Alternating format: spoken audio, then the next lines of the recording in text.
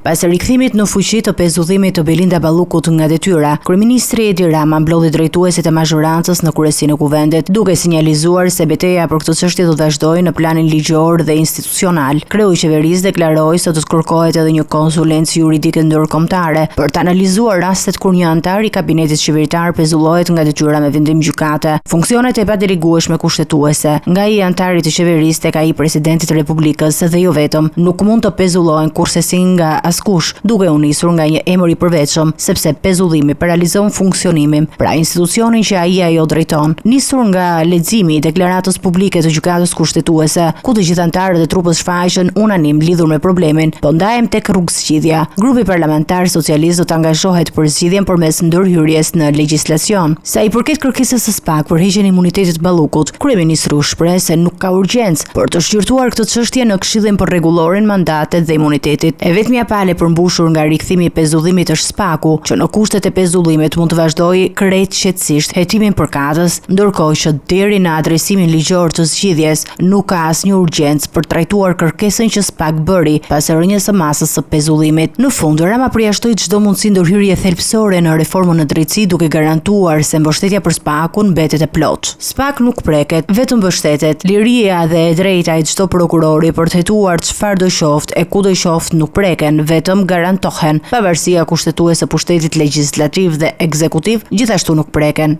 vetëm garantohen.